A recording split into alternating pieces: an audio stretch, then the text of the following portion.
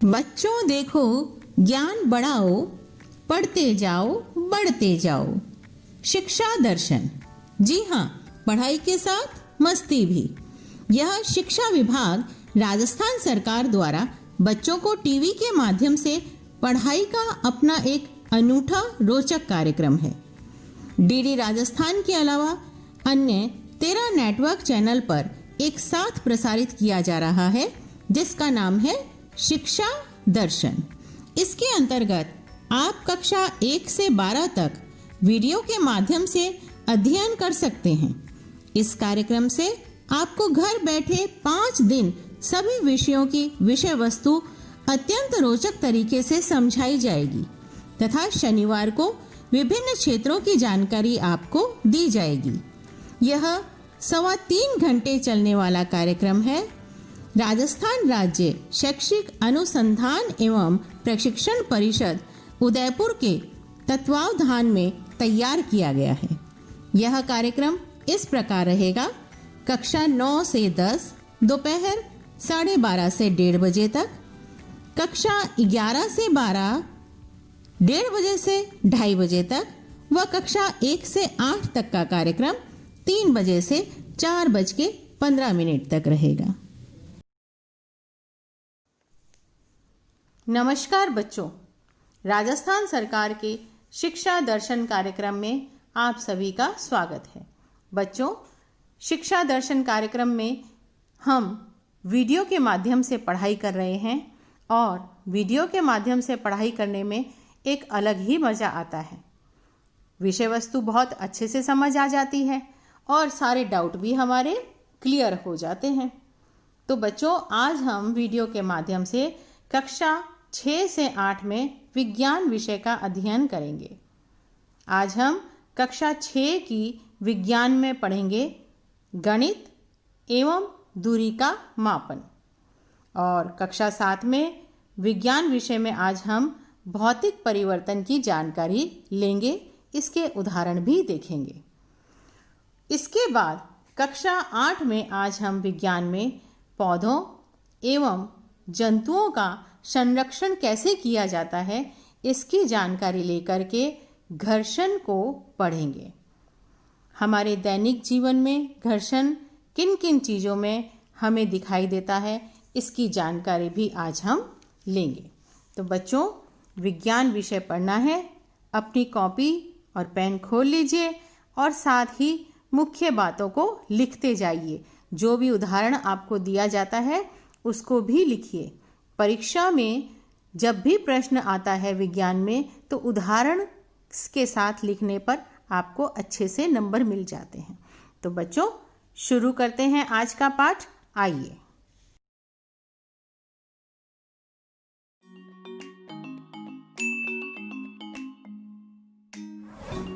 सोनिया और पवन जुड़वा भाई बहन हैं। वह कुछ दिन पहले अपने मामा जी के यहाँ गए थे। कई दिन तक खूब मजे करने के बाद आज वह घर वापस आ गए। उन्हें वापस छोड़ने उनके मामा जी का बेटा पुनीत साथ आया है। पुनीत दोनों से काफी बड़ा है और कॉलेज में पढ़ता है। मस्ती करके दोनों वापस आ तो गए, पर अचानक उन्हें याद आया कि कल कक्षा में मासिक परीक्षा है। अरे सोनिया, मैं कल की परीक्षा के लिए बिल्कुल तैयार नहीं हूँ। मुझे कल की परीक्षा में आने वाले अध्याय समझाओ ना। पवन, मैंने भी इसके बारे में अच्छे से तैयारी नहीं की है। पुनीत भैया से पूछे। दोनों पुनीत के पास जाते हैं। पुनीत भैया, कल हमारी परीक्षा है और गति एवं दूरियों का मापन अध्याय से सवाल पूछे जाएंगे। आप हमें इसके बारे में बताइए ना। तुम समझाओ सोनिया, कहीं जरूरत होगी तो मैं तुम्हारी सहायता कर दूंगा। ठीक है, मैं कोशिश करती हूँ। पवन, हम पहले दूरियों का मापन समझते हैं। अच्छा, ये बताओ कि हमारे घर से हमारे स्कूल की दूरी कितनी है? ये तो मुझे नहीं पता, लेकिन मुझे ये जरूर पता है कि हमें स्कूल पैदल जाने में 20 मिनट लगते हैं। हाँ, अगर हम दौड़ते हुए जाएं तो और भी जल्दी पहुँच जाएंगे।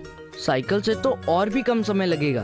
अब ये बताओ कि हम इस दूरी को और किस प्रकार माप सकते हैं? नहीं समझ में आ रहा। अरे पवन, थोड़ा दिमाग तो लगाओ। पवन कुछ देर आंगन में इधर उधर चलता है। अच्छा, आंगन के इस कोने से उस कोने तक जाने में मुझे 20 कदम लगे और 1 सेकंड में मैंने लगभग 2 कदम चले। इस हिसाब से मुझे स्कूल पहुंचने में तकरीबन 23 या 2400 कदम लगते होंगे। शाबाश पवन, क्या तुम जानते हो कि पुराने जमाने में लोग ऐसे ही दूरियों को मापते थे। अलग अलग जगहों पर भी शुरू में लोगों ने शरीर के विभिन्न अंगों की सहायता से दूरियों को मापना शुरू किया। जैसे भारत में प्राचीन काल से अंगुल यानी अंगूठे से तितली उंगली तक की दूरी का प्रयोग किया जाता रहा है। मिस्र में लोग कुहनी से उंगलियों के छोर तक की लंबाई का उपयोग दूरी मापन के लिए करते थे। लेकिन पवन, इन सभी तरीकों में एक कमी है। सोचो क्या? शायद ये कि सभी लोगों के शरीर के अंगों की लंबाई अलग अलग होती है। जैसे पुनीत भैया, आपके कदम मुझसे बड़े हैं। बहुत ठीक कहा। और पवन, जब कुछ सालों में तुम्हारा कद और बढ़ जाएगा तो तुम्हारे शरीर के अंग भी बड़े हो जाएंगे और तुम्हारे कदम भी। हाँ, इसलिए हमें दूरी के मानक मात्रकों की आवश्यकता होती है, जैसे मीटर, फुट, गज आदि। हमें इन मात्रकों की जीवन में बहुत आवश्यकता होती है। देखो, जैसे हमारे घर और खेतों की जमीन मापी हुई है, घर की दीवारें, पलंग, पूरा मकान, सड़कों की या किसी भी वस्तु की लंबाई चौड़ाई आदि बिल्कुल सटीक तरीके से मापने के लिए हमें ऐसे मानक मात्रकों की आवश्यकता होती है जो पूरे विश्व में समान हो। ये अच्छा भी है सोनिया। जब हम पहलवानी या बॉक्सिंग जैसे खेलों में भाग लेते हैं तो उसमें हमारे वजन के साथ साथ हमारा कद भी मापा जाता है और हम ज्यामिति में भी वस्तुओं की लंबाई, चौड़ाई आदि के बारे में प्रश्न हल करते हैं, वो भी माप के अनुसार करते हैं। लेकिन भैया, मुझे एक बात समझ नहीं आई, ये मापन के मानक मात्रकों का आविष्कार किसने और कैसे किया होगा? मैं तो केवल इतना जानती हूँ कि मीटर पद्धति फ्रांस में सबसे पहले इस्तेमाल हुई थी और अब इसे अंतर्राष्ट्रीय मानक प्रणाली माना जाता है। अच्छा, तुम दोनों 2 समान लंबाई की छड़ियां लाओ। दोनों वैसे ही करते जाते हैं जैसा पुनीत कहता है। ऐसे ही एक विद्वान ने एक छड़ी लेकर उसको मीटर का नाम दिया और सबको उसके बराबर की छड़ियों से लंबाई मापन करने को कहा। अगर बहुत लंबी दूरी मापनी हो तो 1000 छड़ियों के बराबर की दूरी को किलोमीटर कहा गया। अंग्रेजी में किलो का मतलब है 1000।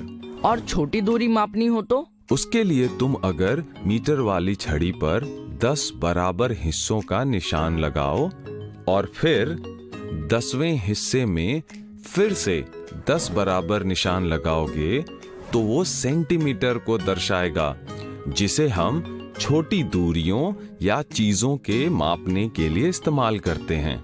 चलो, अब तुम मुझे बताओ कि अगर एक साइकिल के टायर का परिमाप मापना हो तो तुम क्या करोगे? उसके लिए मैं लट्टू की डोरी पर छड़ी वाले निशान लगा लूंगा। शाबाश पवन, तुम कल जरूर परीक्षा में अच्छा प्रदर्शन करोगे।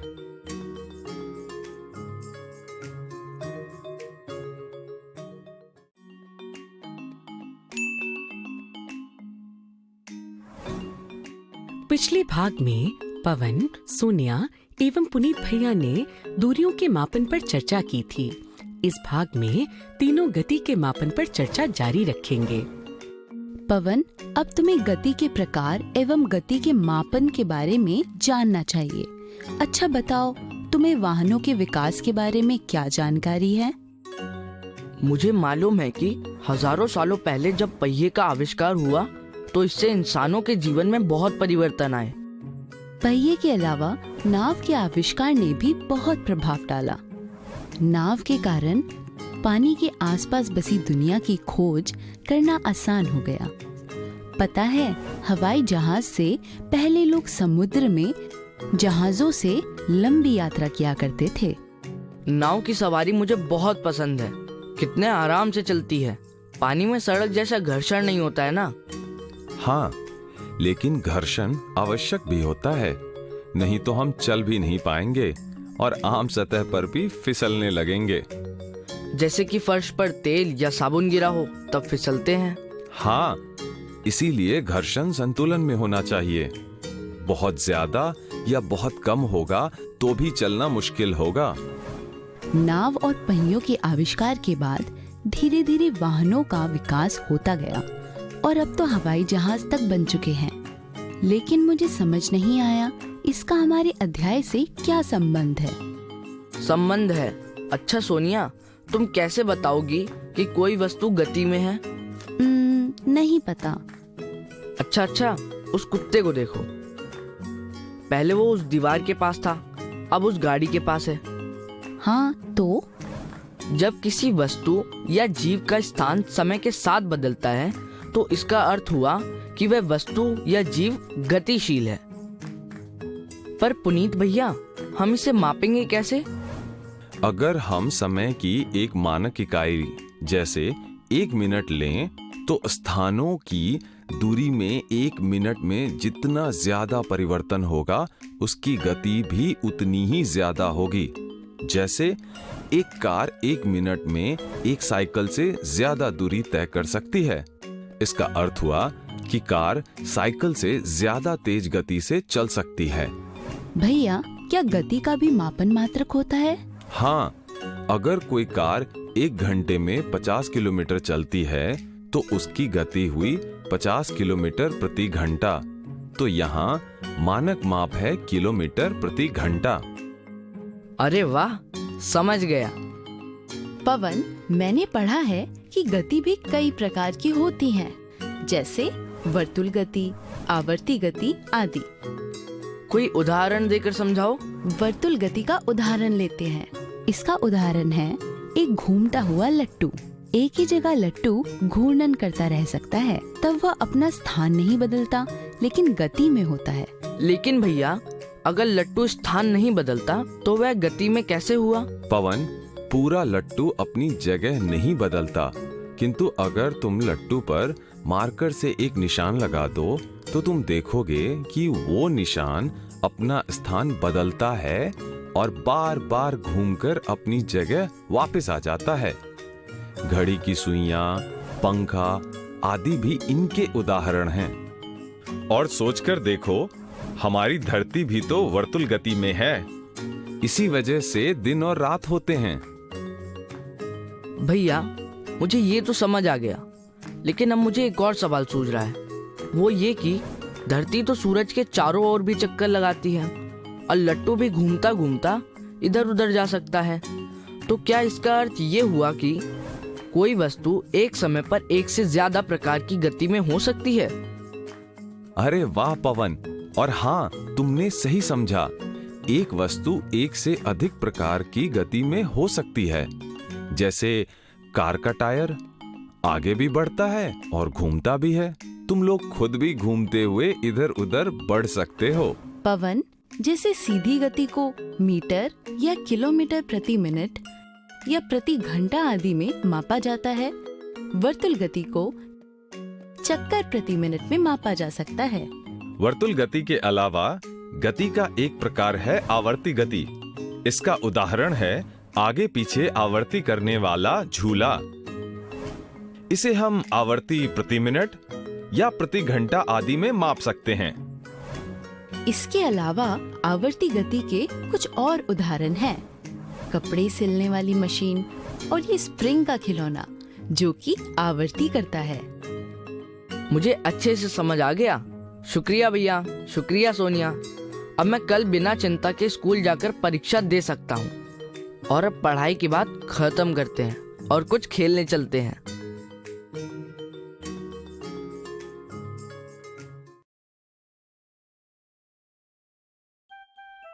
द्रव्य परिवर्तन।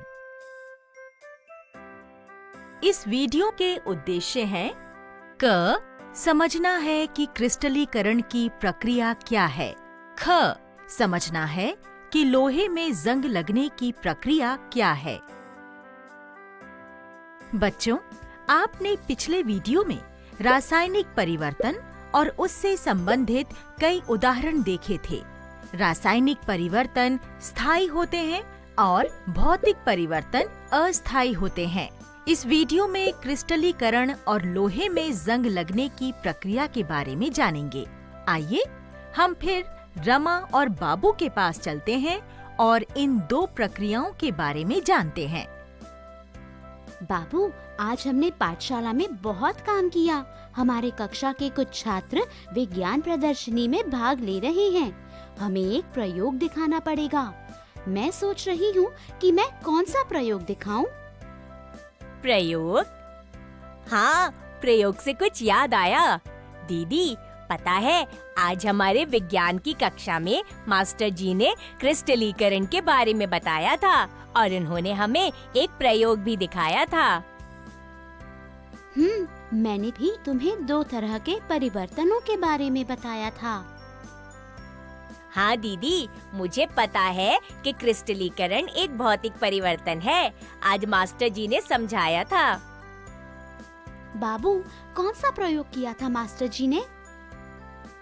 आज मास्टर जी ने नमक को उबलते पानी में अच्छी तरह से मिलाकर उसे एक बर्तन में ठंडा किया और फिर उन्होंने एक लकड़ी से धागा बांधकर उसे बर्तन में रखा और फिर उन्होंने कहा कि 2-3 दिनों में उस धागे पर नमक के बड़े क्रिस्टल जम जाएंगे। क्या तुम्हें पता है क्रिस्टलीकरण क्यों उपयोगी है और यह भौतिक परिवर्तन क्यों है?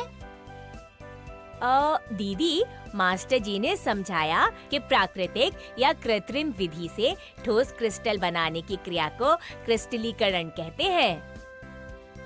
क्रिस्टलीकरण एक ऐसी तकनीक है जिसमें एक रसायन तरल से ठोस अवस्था में पहुंच जाता है।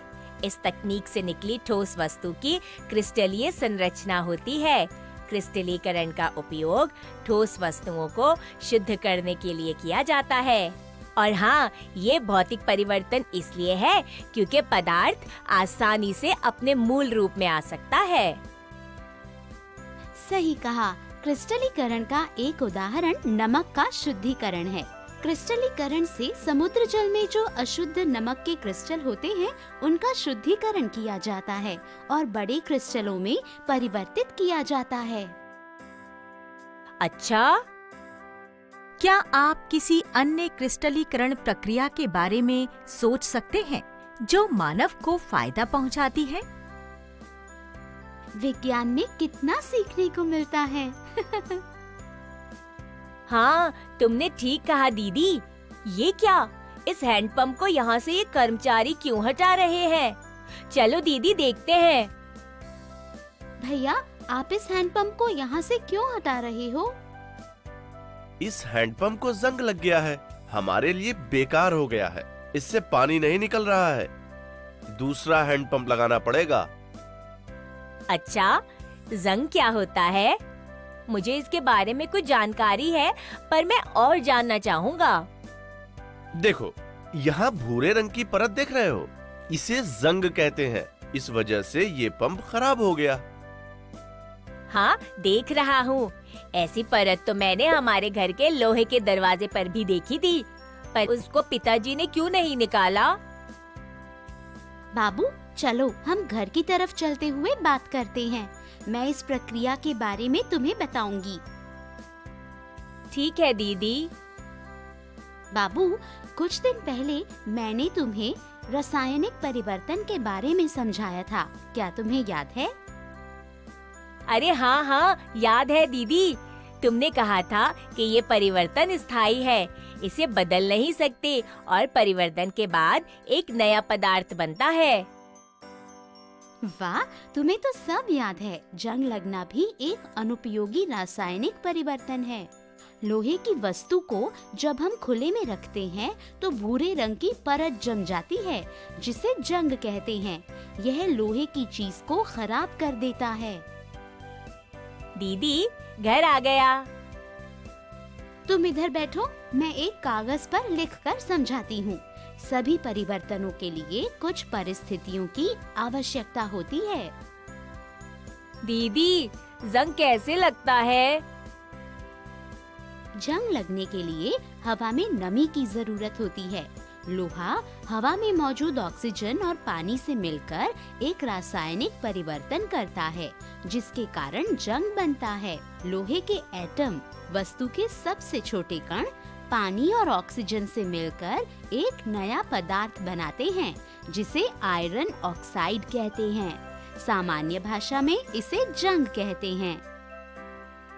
ओ, अगर जंग लगने से लोहा खराब होता है तो फिर काफी दिक्कत है ना दीदी। हमारे दरवाजे, खिलौने, औजार, उपकरण, खेतों में इस्तेमाल होने वाली मशीन, ये सभी लोहे के ही तो हैं। खिलौने ही क्यों, बड़े वाहन जैसे कार, बस, ट्रक, सेतु इत्यादि, ये सब भी लोहे के ही बने होते हैं। इसका मतलब है कि जंग से बहुत ज्यादा नुकसान हो सकता है। पता है बाबू, जंग लगना काफी हद तक रोका जा सकता है। ये कैसे हो सकता है दीदी? हम उन परिस्थितियों को रोक सकते हैं जिससे परिवर्तन हो रहा है। जैसे कि हम लोहे पर एक परत लगा सकते हैं, जिससे लोहा हवा के सीधे संपर्क में न आए। हम लोहे की चीजों को रंग कर सकते हैं। तो पिताजी से कहकर इस लोहे के गेट को रंग लगवाना पड़ेगा। हाँ, इसलिए तो कार, बस जैसे वाहन को पेंट करते हैं। और हमारे घर के पाइप भी लोहे के हैं। घर में लोहे के पाइप और नलों पर भी एक परत चढ़ती है। पता है, मेरे ऊपर जिंक की परत चढ़ती है। इसे गैल्वेनाइजेशन कहते हैं। इसकी वजह से मैं जंग लगने से बच जाता हूँ। बाबू, हमारे स्टील के बर्तन भी लोहे से बने होते हैं। हाँ, लेकिन मैंने कभी स्टील के बर्तन में जंग नहीं देखा। स्टील लोहा, क्रोमियम और निकल का मिश्रण है। इस वजह से इसे जंग नहीं लगता है। ओह, तो इसका मतलब है कि लोहे को जंग से बचाया जा सकता है। जंग के गठन को रोकने के लिए और भी उपाय हैं। ये बहुत सरल है। हमें हमारे उपकरणों को सूखा रखना चाहिए, उन्हें पानी से दूर रखना चाहिए और लोहे की वस्तुओं को पेंट करना चाहिए। ऐसा करने से हम अपनी चीजों को जंग से बचा के रख सकते हैं। सवारी के बाद हमें अपनी बाइक, स्कूटर या साइकिल पर जमे हुए पानी को भी सुखाने से यह वाहन जल्दी खराब नहीं होंगे। दीदी, इतनी महत्वपूर्ण जानकारी देने के लिए आपका धन्यवाद। चलो घर के अंदर चलते हैं।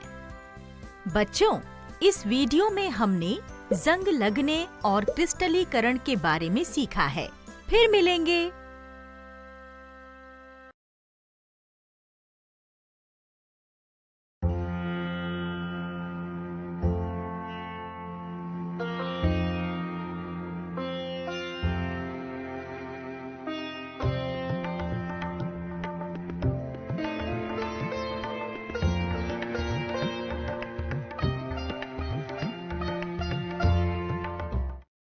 सानिया एक 13 साल की 8वीं क्लास में पढ़ने वाली लड़की है, जिसे नई नई चीजों के बारे में जानना पसंद है। कबीर सानिया का बड़ा भाई है, जिसकी उम्र 14 वर्ष है। वो सभी गतिविधियों और खोजों में सानिया की मदद करता है। मम्मी जी सानिया की मम्मी, जिनकी उम्र लगभग 40 साल है, जो कि शहर में रहती हैं, वो सानिया को नई चीजें खोजने, जानने में मदद करती हैं। चाचा जी एक किसान हैं, उम्र 40 वर्ष। चाचा जी लगभग सभी चीजों की समझ बनाने में सानिया की मदद कर रहे हैं। अब तक हमने जाना वनों के विनाश और इसके कारणों के बारे में। इंसान की जरूरतों की चीजों के लिए प्राकृतिक आपदाओं के कारण वनों के विनाश के खतरनाक प्रभाव, जैसे प्रदूषण बढ़ना, मिट्टी का उपजाऊपन कम होना, तापमान, गर्मी बढ़ना, बाढ़, सूखा के बारे में। वनों की सुरक्षा के उपाय जैसे कागज, लकड़ी का दोबारा प्रयोग करना, दोबारा नए वृक्ष लगाना। भैया, देखो देखो वो जानवर। ये कैसा जानवर है? दिखने में तो यह कुछ गिलहरी जैसा लगता है ना? ये गिलहरी ही है। इतनी बड़ी गिलहरी हमारे घर के पास और गांव में भी मैंने जो गिलहरी देखी है वो तो इससे छोटी थी। उसका तो रंग भी अलग था। इस तरह की गिलहरी इस क्षेत्र में ही पाई जाती होंगी, है ना चाचा जी? बिल्कुल सही कहा। इस तरह की गिलहरी कुछ खास जगहों पर ही मिलती है। ओ अच्छा, तो क्या ऐसे कुछ पेड़ पौधे भी होते हैं जो किसी विशेष क्षेत्र में ही उगते हैं? देखो यहाँ ये फूल और ये सब पेड़ हैं। ऐसे पेड़ भी मैंने बस यहीं देखे हैं। ये पलाश के फूल हैं और ये हैं बबूल के पेड़। हाँ, ये यहाँ झारखंड के वनस्पति जात हैं। वनस्पति जात मतलब किसी जगह पर पाए जाने वाले पौधे। ठीक कहा ना मैंने? बिल्कुल सही। दोस्तों, जिस क्षेत्र में आप लोग रहते हैं वहाँ आपको किस किस तरह के पौधे और जीव जंतु देखने के लिए मिलते हैं, बताइए। इन जंगलों में बाघ भी रहते हैं। रास्ते में मैंने देखा था बेतला नेशनल पार्क पलामू बाघ आरक्षित क्षेत्र लिखा था उस पर। मैंने तो सुना था कि आजकल बाघों की संख्या कम होती जा रही है। हाँ, बाघ ऐसा जंतु है जो धीरे धीरे हमारे वनों से खत्म होता जा रहा है। इन्हीं बाघों की सुरक्षा के लिए सरकार ने कुछ जगहों को बाघ आरक्षित क्षेत्र घोषित किया है। ओह हाँ, जैसे गेंडा। सरकार ने कुछ जगहों को गैंडों की सुरक्षा के लिए आरक्षित क्षेत्र घोषित किया है। दोस्तों, क्या केवल बड़े जंतुओं का ही विलुप्त होने का खतरा है?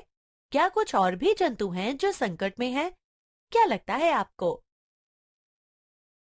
कुछ लुप्त प्राय प्रजातियां जैसे पश्चिमी ट्रैगोपैन, हाथी, बाघ, कई सींगों वाले हिरण आदि हैं।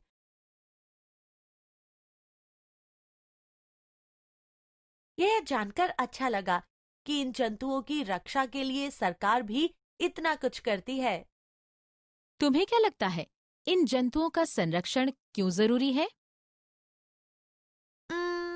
मुझे लगता है पर्यावरण के लिए पेड़ पौधे, जंतु जीव सभी का होना जरूरी है, क्योंकि हम सब ही किसी न किसी तरह से एक दूसरे पर निर्भर हैं। दोस्तों, क्या आप इस सवाल का जवाब पता लगाने में मेरी मदद कर सकते हैं?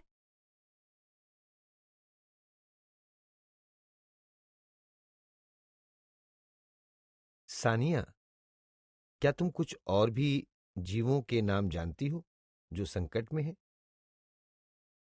मैंने जंगली भैंसा, बारहसिंघा और गिद्ध के बारे में सुना था कि ये कम हो रहे हैं।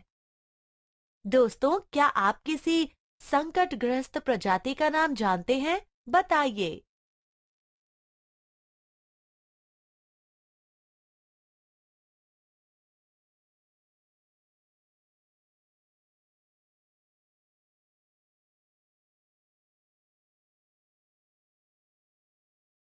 क्या इन नेशनल पार्क में इन सभी जंतुओं के लिए आरक्षित क्षेत्र होते हैं?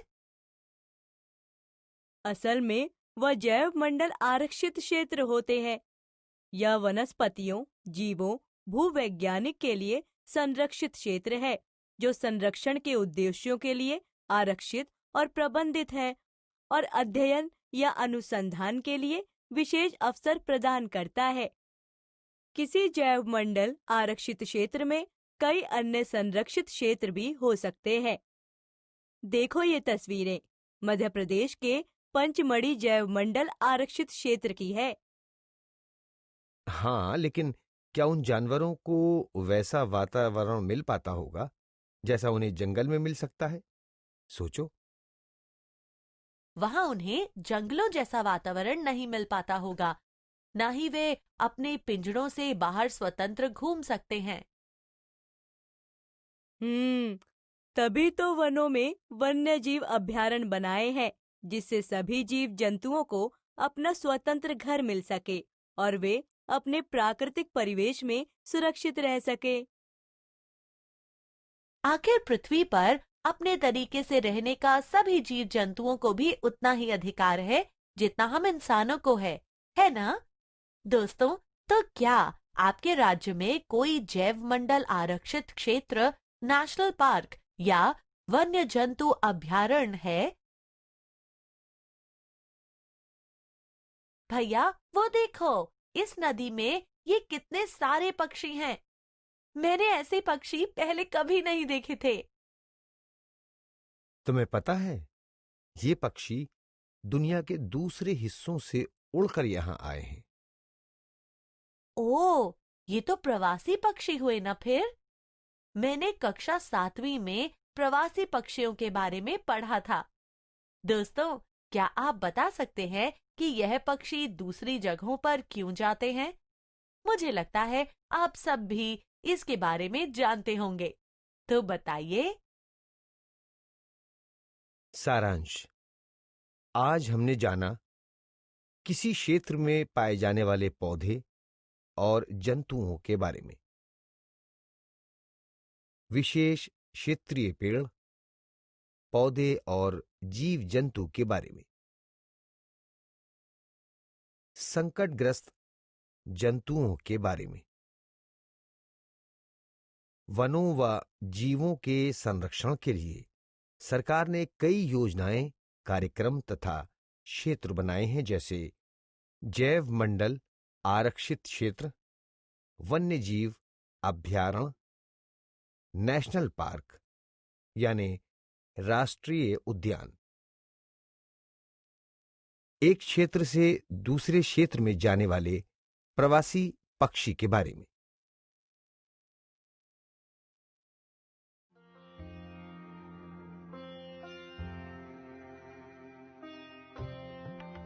सानिया एक 13 साल की 8वीं क्लास में पढ़ने वाली लड़की है, जिसे नई नई चीजों के बारे में जानना पसंद है। मम्मी जी। सानिया की मम्मी, जिनकी उम्र लगभग 40 साल है, जो कि शहर में रहती हैं, वो सानिया को नई चीजें खोजने, जानने में मदद करती हैं।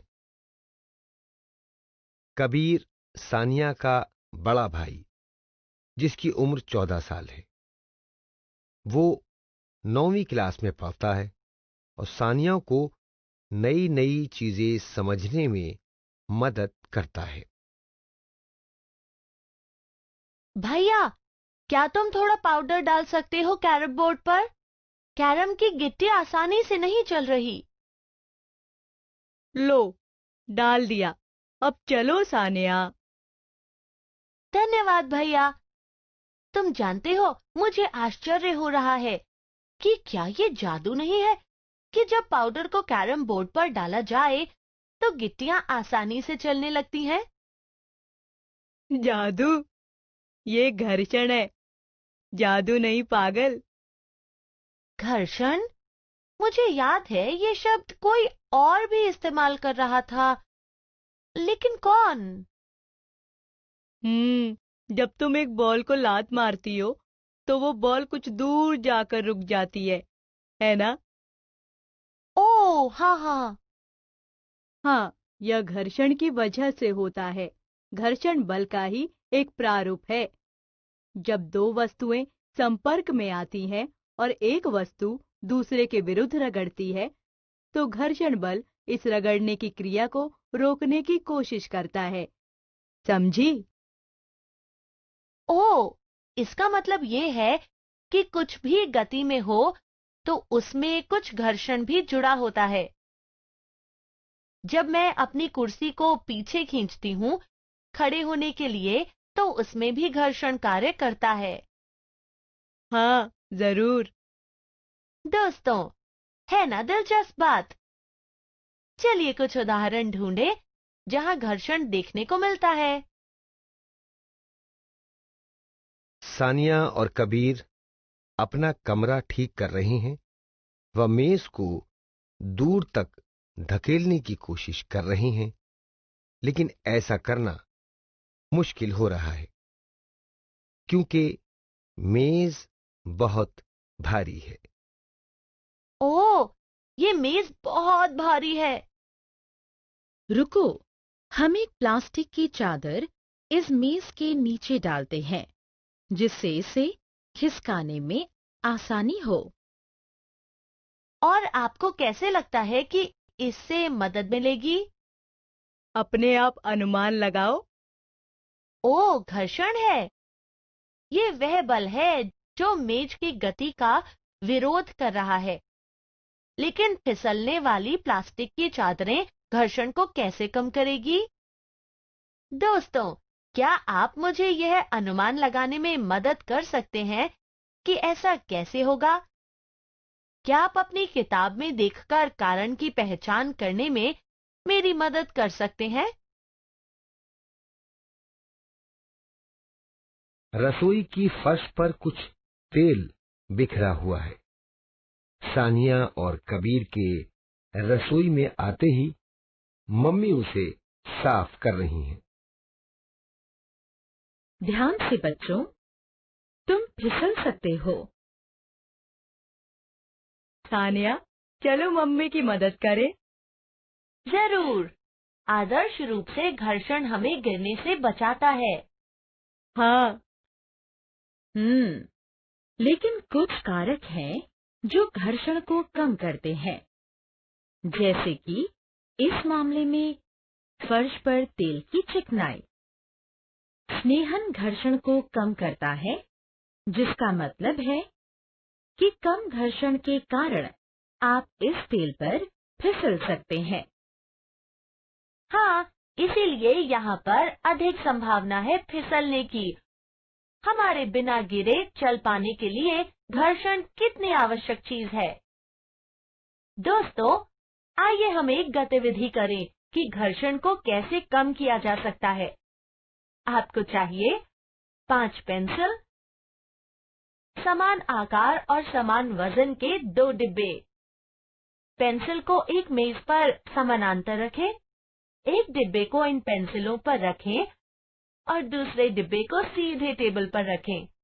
अब दोनों डिब्बों को एक साथ धकेलें। किस डिब्बे को एक से दूसरी जगह हिलाना आसान रहा?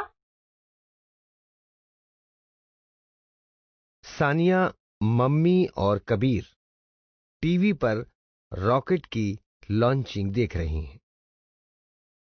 मुझे तो रॉकेट का पतला लंबा सा आकार बहुत अच्छा लगता है। हाँ सानिया, रॉकेट को यह आकार एक महत्वपूर्ण उद्देश्य से दिया जाता है। इतनी तेजी से उड़ पाने के लिए एक वायु गतिकीय आकार बहुत जरूरी होता है। वायु गतिकीय आकार, यह क्या होता है? किस तरह वायु किसी ठोस चीज के आसपास चलती है, यह वायु गतिकी से पता चलता है। जैसे कि एक रॉकेट अपनी उड़ान की शुरुआत में हवा के घर्षण का सामना करता है और हवा के बीच से इसको उड़ान भरनी होती है। यह हवा के घर्षण को कम करने के लिए एक विशिष्ट आकार देता है, जिससे वायु गतिकीय आकार कहा जाता है। क्या तुम दोनों वायु गतिकीय आकार वाले अन्य वाहनों के बारे में बता सकते हो? हाँ, हवाई जहाज की एक समान आकृति होती है और इसी तरह नावों और जहाज की। दोस्तों, क्या आपने ध्यान दिया है कि चिड़ी छक्का यानी बैडमिंटन खेलते समय जिस चिड़ी का इस्तेमाल करते हैं, उसका आकार भी कुछ ऐसा ही होता है। ऐसा क्यों है? क्या आप बता सकते हो? हाँ, नुकीली आकृतियां द्रव घर्षण को कम करती है, जिससे गति बढ़ती है। दोस्तों, क्या आप देखना चाहते हैं कि गैर नुकीले आकार की तुलना में तरल घर्षण को कम करने में नुकीले आकार कैसे बेहतर है? एक गतिविधि करते हैं। 2 कागज लीजिए, एक का हवाई जहाज बनाइए और दूसरे की गेंद। दोनों को एक साथ फेंकिए। कौन सी चीज आगे गई? सारांश। घर्षण बल का ही एक प्रारूप है। जब 2 वस्तुएं संपर्क में आती हैं और एक वस्तु दूसरी के विरुद्ध रगड़ती है, तो घर्षण बल इस रगड़ने की क्रिया को रोकने की कोशिश करता है। जो कोई वस्तु चलती है, उसमें कुछ घर्षण होता है। स्नेहन घर्षण को कम करता है। वायु गति की ये आकार द्रव घर्षण को कम करता है।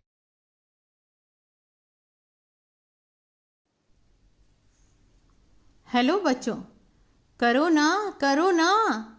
अरे हम आपको कोरोना नहीं बोल रहे हैं, हम आपको कह रहे हैं कि जल्दी जल्दी अपना काम पूरा करो ना। तो बच्चों, फटाफट काम पूरा करके और हम देखते हैं कि आज हमने क्या क्या पढ़ा। हो गया काम आपका पूरा? तो चलिए एक बार पुनः देखते हैं कि आज हमने क्या क्या पढ़ा। बच्चों, आज हमने कक्षा 6 से 8 में विज्ञान विषय का अध्ययन किया है और कक्षा 6 के विज्ञान में आज हमने गति एवं दूरी का मापन किया और कक्षा 7 में भौतिक परिवर्तन की जानकारी ली, इससे संबंधित उदाहरणों को भी देखा और कक्षा 8 की विज्ञान में आज हमने पौधों एवं जंतुओं का संरक्षण कैसे किया जाता है और घर्षण की जानकारी ली, इसके उदाहरण भी देखे। तो बच्चों, आपको समझ आ गया पाठ और आपके सभी दिमाग में चल रहे प्रश्नों के हल भी मिल गए होंगे। तो चलिए एक जरूरी सूचना सुनिए। बच्चों, आज जो ये कार्यक्रम आपने देखा है, यदि आप इसको पुनः देखना चाहते हैं तो यह शिक्षा दर्शन कार्यक्रम आपको YouTube पर मिल जाएगा। आपको करना सिर्फ इतना है कि YouTube पर जाइए और सर्च बार में शिक्षा दर्शन DD राजस्थान लिख दीजिए और अपने आप आपको ये प्रोग्राम फिर से वहां पर मिल जाएगा। फिर से आप इसको पढ़ सकते हैं। चलिए मिलते हैं कल इसी वक्त। धन्यवाद।